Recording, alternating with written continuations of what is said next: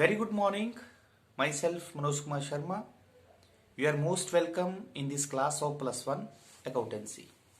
Today we will discuss rectification of two-sided error.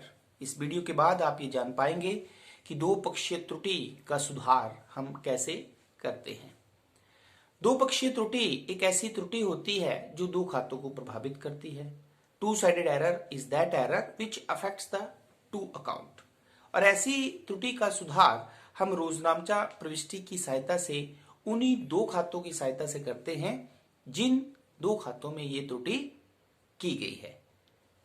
पिछले video में हमने आपको बताया था कि टू साइडेड एरर्स को जब हम रेक्टिफाई करते हैं तो हम एक प्रोसेस फॉलो करते हैं जिसमें सबसे पहले हम करेक्ट एंट्री, जो एंट्री एक्चुअल में होनी चाहिए, उसे हम पास करते हैं। फिर रॉन्ग एंट्री, जो गलत एंट्री हमने पास कर दी हुई है वो हम पास करते हैं। और फिर करेक्ट एंट्री और रॉन्ग एंट्री की सहायता से हम रेक्टिफाइंग एंट्री पास करते हैं। रेक्टिफाई एंट्री जब हम पास करते हैं तो उसमें हम रूल्स का ध्यान रखते हैं। Debit the account which should be debited and credit the account which has wrongly debited. हम उस खाते को डेबिट करते हैं जो डेबिट होना चाहिए और उस खाते को क्रेडिट कर देते हैं जो गलती से डेबिट कर दिया गया है। या debit the account which has wrongly credited और credit the account which should be credited. उस खाते को डेबिट किया जाता है जो गलती से क्रेडिट कर दिया हुआ है और उस खाते को क्रेडिट किया जाता है जो क्रेडिट होना है। तो इस तरह से इस प्रोसेस को फॉलो करके हम रेक्टिफाई एंट्री पास करते हैं। सो आज की इस वीडियो में हम एक क्वेश्चन डिस्कस करेंगे जिसमें टू साइडेड एरर्स को कैसे रेक्टिफाई करते हैं। So let's we start. We have the first error is an amount of rupees 1000 spent on installation of machinery wrongly debited to wages account। Machine लगाने के 1000 रुपए मजदूरी खाते में डेबिट कर दिया गया। तो जब मशीन लगाई जाती है तो मशीनरी खाते को डेबिट करना चाहिए क्योंकि कैपिटल एक्सपेंडिचर है। ठीक है, तो मशीनरी की कॉस्ट बढ़ती है तो मशीनरी खाते को डेबिट करना चाहिए, लेकिन गलती से हमने क्या कर दिया, डेबिटेड टू वेजेस अकाउंट, हमने मजदूरी खाते में डेबिट कर दिया गया। तो सबसे पहले हम करेक्ट एंट्री पास करते हैं। तो करेक्ट एंट्री होगी machinery account debit to cash account, क्योंकि machinery debit what comes in और इसलिए ये एक रियल अकाउंट है तो इसलिए हम इसे डेबिट करेंगे। बट लेकिन हमने गलती से करके दिया है, मशीनरी खाते को डेबिट करने के बजाय हमने वेजिस के खाते को, वेजिस अकाउंट को डेबिट कर दिया है। अब देखिए हम रेक्टिफिकेशन कैसे करेंगे।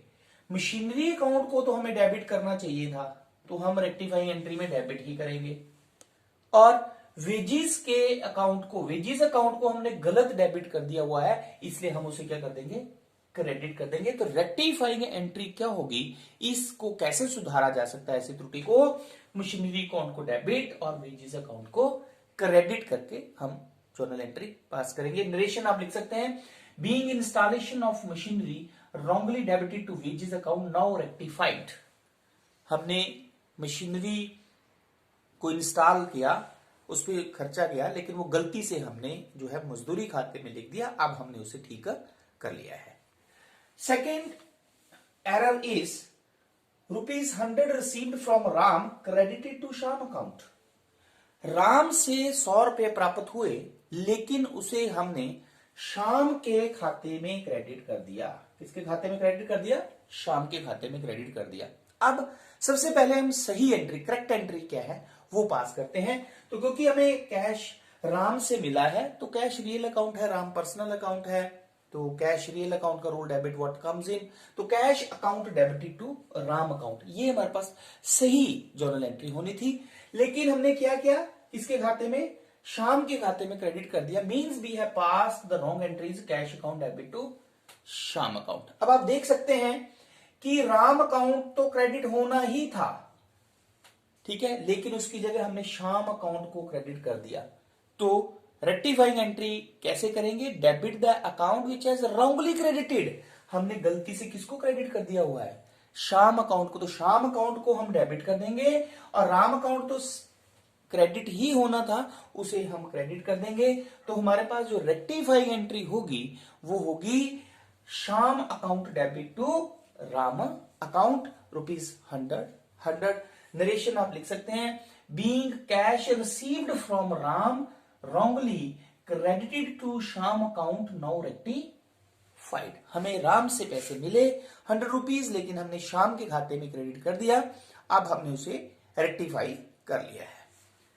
Now the next third error is ₹200 amount of wages wrongly debited to salary account. हमने 200 रुपए वेतन के दिए, लेकिन जो है वो 200 रुपए मजदूरी के दिए, लेकिन वो गलती से वेतन खाते में लिख दिए गए। ₹200 amount of wages wrongly debited to salary account. Wages के 200 रुपए दिए, लेकिन सैलरी में लिख दिए गए।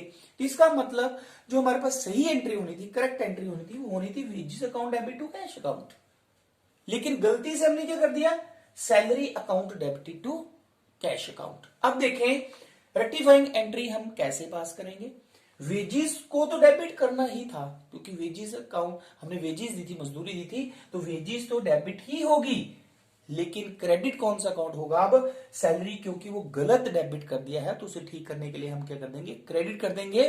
तो रेक्टिफाइंग एंट्री हमारे पास आएगी wages account debit to salary account. Narration लिख सकते हैं, being wages paid wrongly debited to salary account now corrected या नाउ रेक्टिफाइड। मींस हमने वेजेस मजदूरी के जो थे 200 रुपए वो वेतन के खाते में हमने लिख देंगे, अब हमने वो ठीक कर लिए हैं। Next error is purchase of typewriter ₹6,000 wrongly entered in purchase account. हमने टाइपराइटर 6,000 रुपए का टाइपराइटर खरीदा, लेकिन उसे क्रय बही में लिख दिया गया। जब भी कोई एसेट खरीदी जाती है, संपत्ति खरीदी जाती है, तो उस खाते को हम डेबिट करते हैं। इसलिए जब हम टाइपराइटर खरीदते हैं तो हमारे पास जोनल एंट्री जो होगी वो होगी typewriter account debit to cash account. लेकिन हमने किया क्या, परचेज बुक में लिख दी वो एंट्री। परचेज अकाउंट मतलब परचेज मतलब गुड्स जब हम खरीदते हैं तब परचेज बुक में लिखते हैं, लेकिन हमने गुड्स थोड़ी खरीदी, हमने तो एसेट खरीदी। तो इसलिए एसेट अकाउंट को डेबिट मतलब टाइपराइटर अकाउंट को डेबिट करना था, लेकिन उसकी जगह हमने परचेज अकाउंट को डेबिट कर दिया। ये हमने गलती कर दी। टू साइडेड एरर, दो खातों को प्रभावित कर रही है।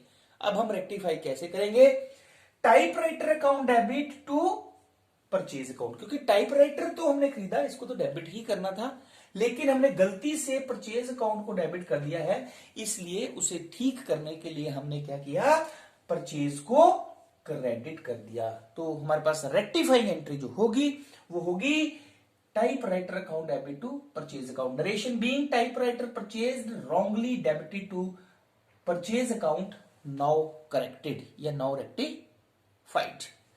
After that we have next error is goods worth ₹5,000 purchased from Ram on credit but recorded in purchaser book ₹500। देखें हमने 5,000 रुपया गुड्स खरीदी राम से, ठीक है, लेकिन हमने जब परचेज बुक में लिखा तो 500 रुपए लिखा। टू साइडेड एरर्स, दो खातों में गलत लिखा, परचेज में भी गलत लिखा और राम में भी गलत लिखा। मींस जो करेक्ट एंट्री होनी थी वो क्या एंट्री होनी थी, purchase account debit to Ram account.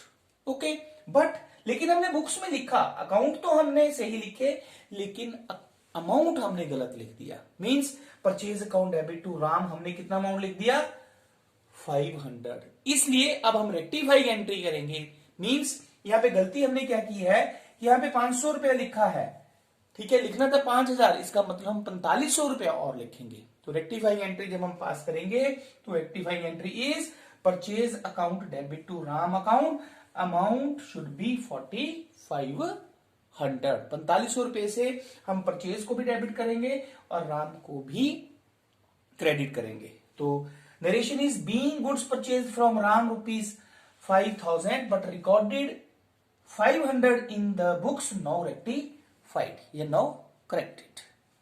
After that we have the next error is credit purchase of ₹2,000 from Mohan not recorded in the books।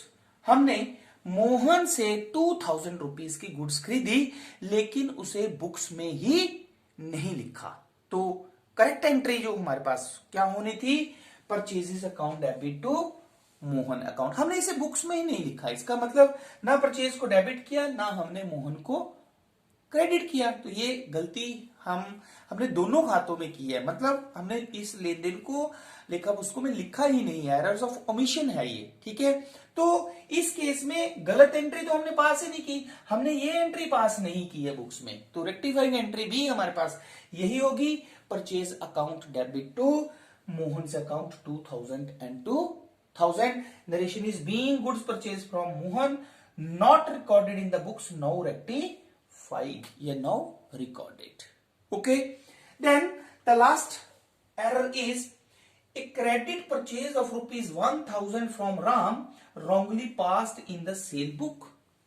हमने 1000 रुपए का माल राम से उधार खरीदा, लेकिन लिख कहां दिया, passed in the cell book, लिख उसको हमने सेल बुक में दिया, ठीक है।